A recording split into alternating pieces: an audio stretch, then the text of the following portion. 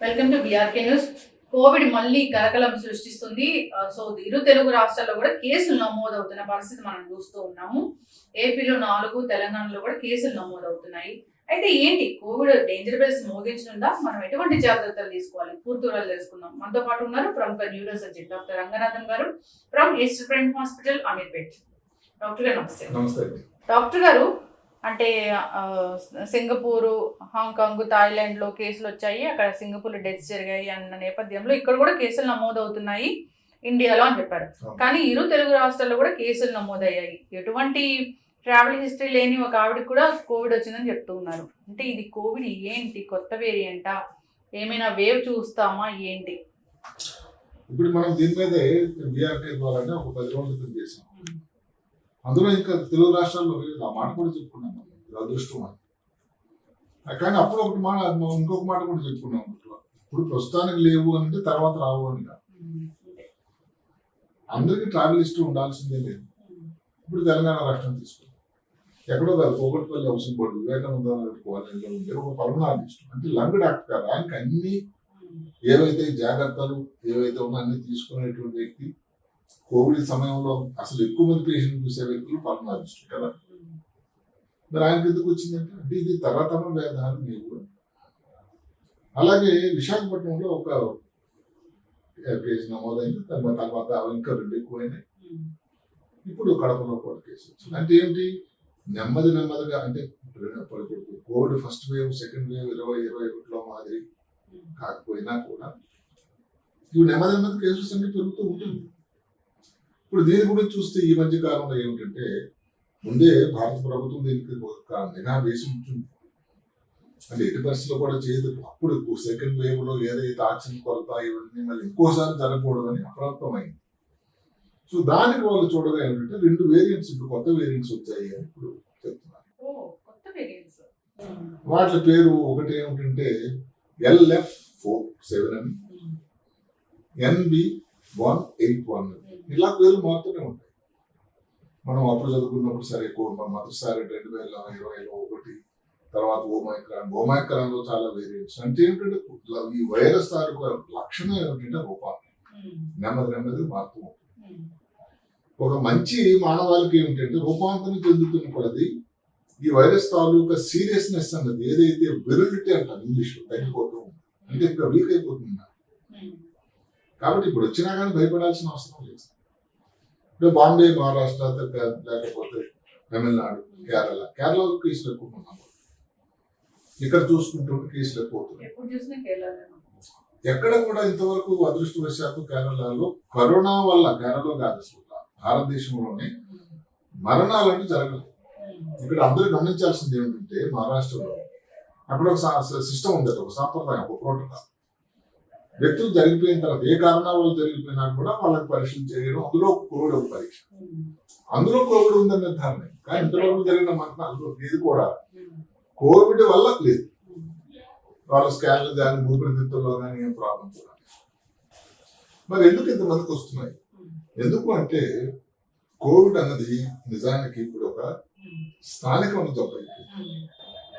ఈ అంటువ్యాధికి సంబంధించి 3 రకాలుగా మనం చెప్తాం: పాండమిక్, ఎపిడమిక్, ఎండమిక్. పాండమిక్ అంటే మహమ్మారి, ఏదైతే ఫస్ట్ వేవ్, సెకండ్ వేవ్ అప్పుడు ఏదైతే ప్రపంచం అంతా తుడిచిపెట్టుకుని లక్షల మంది చనిపోయారు. మనం చెప్పుకున్న దగ్గర 3 బిలియన్ మంది చనిపోయారు. రెండవది ఏమిటి? ఎపిడమిక్. ఎపిడమిక్ అంటే అంటువ్యాధి, ఒక మలేరియా, ఒక కలరా. ఇప్పుడు ఇది ఎండమిక్ అయింది, అంటే స్థానికంగా కొన్ని ప్రాంతాల్లో ఉంటూనే ఉంటుంది. అంటే నిజానికి అందరు అనుకుంటారు ఇప్పుడు ఏదో కోవిడ్ కొత్తగా వచ్చిందని, ఎందుకంటే మళ్ళీ కొత్త కేసులు మర్చిపోయారు అందరూ. అంటే మనిషి తాలూకు మనస్తత్వం కూడా ఇంటి కావాలని మర్చిపోతాడు. ఎందుకంటే ఆ ప్రమాదం అది ఎట్టి పరిస్థితులు కూడా గుర్తుపెట్టుకోవాల్సిన సంతోషకరమైన రోజులు అయితే కావాలి.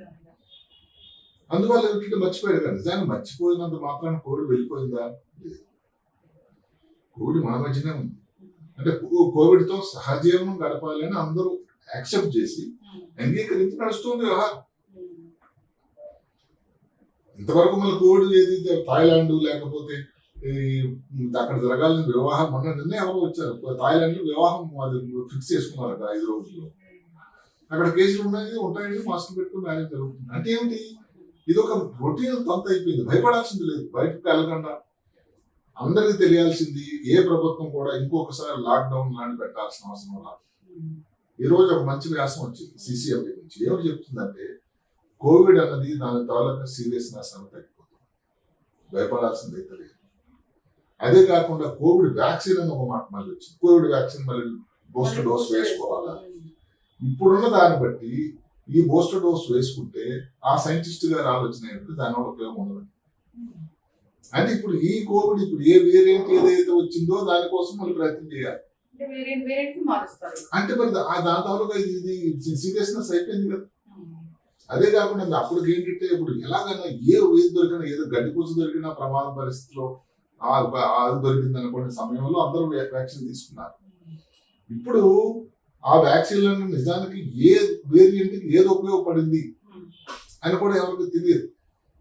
అందుకని ఇప్పుడు ఏంటంటే ఇంకేదైనా వ్యాక్సిన్ లాంటి తయారు చేయాల్సిన అవసరం వచ్చిందా అని కూడా ఒక ఆలోచన. కానీ ఇంత తక్కువ కేసులో 3 కేసులు 4 కేసులు ఏ కంపెనీ వాళ్ళు వ్యాక్సిన్ తయారు చేయరు. కొంతమంది బూస్టర్ డోసు వేసుకుంటే ముఖ్యంగా ఎవరైతే ఉన్నారో కోమార్బిడ్ ఫ్యాక్టర్స్ ఉన్నవాళ్ళు, 60 పైబడిన వాళ్ళు, షుగర్ బీపీ ఉంది, అవయవ మార్పిడి ఉన్న వాళ్ళు వేసుకుంటే మంచిదని కొంత సముచిత అభిప్రాయం. అలాగే కాకుండా మెడికల్ వర్కర్స్ కానీ ఎవరైతే ఉన్నారో అందరూ కూడా ఫ్రంట్ లో వర్కర్స్ అందరూ వార్డ్ బాయ్లు 60 సంవత్సరాల పైబడిన వాళ్ళు డాక్టర్లు దానికి బూస్టర్ డోస్ వేసుకోకపోతే వేసుకోవడం వల్ల కూడా ఒక సమంజసమైన ఆలోచన. కానీ అందరికీ ఏదో మాస్ ప్రోగ్రామ్ భారతదేశం అంతా కూడా ఇవ్వాల్సిన అవసరం అయితే నాకేమనిపించలేదు. అయితే జాగ్రత్తలు అన్నది అవసరం. ఎందుకంటే తెలంగాణ ఈ మొదటిసారి జరిగిన తర్వాతే ఆంధ్ర రాష్ట్ర ముఖ్యమంత్రి గారు మాస్కులు పెట్టుకోమని చెప్పకపోయినా జనసమర్థమైన ప్రదేశాలకు పోకూడదు, ఎక్కడైనా కానీ ఏదైతే మత సంబంధమైనటువంటి ఏదో ఆదివారం ఫంక్షన్ చర్చ్ కానీ లేకపోతే మసీదు కానీ ఈ హిందువుల పండుగలు కానీ ఎక్కడైనా ఎక్కువ మంది ఒకసారి గుమ్మిగూడకూడదు. మ్యారేజ్లో కూడా తక్కువ మంది సంఖ్య తెలియండి. లక్కీగా మ్యారేజ్ వచ్చే నెల 2వ తారీఖు తర్వాత అవి ఆగిపోతుంది, మౌఢ్యం వస్తుంది. కాబట్టి అది కూడా లేదు. కాబట్టి అన్ని విధాలా కూడా సరైన సమయం వచ్చింది. అందువల్ల ఏమిటంటే ఇప్పుడున్న పరిస్థితి భయపడాల్సింది లేనే లేదు, అంతా అదుపులోనే ఉంది. ఒకసారి జరిగినటువంటి ఆ అనుభవంతో అన్ని రాష్ట్ర ప్రభుత్వాలు అన్ని జాగ్రత్తలు కట్టుదిట్టంగా చేసి రోజువారీ పద్ధతిని బట్టి అంచనా వేస్తూ ఉంటారు. లక్షణాలు సేమ్ అసలు ఇప్పుడు ఎంత సింపుల్ చెప్తున్నారంటే సింపుల్ ఫ్లూ అంటున్నారు. ఏదో జ్వరం వచ్చింది, తలనొప్పి వచ్చింది, అంతే కొంచెం గొంతు నొప్పి వచ్చింది, దాని తర్వాత తగ్గిపోతుంది.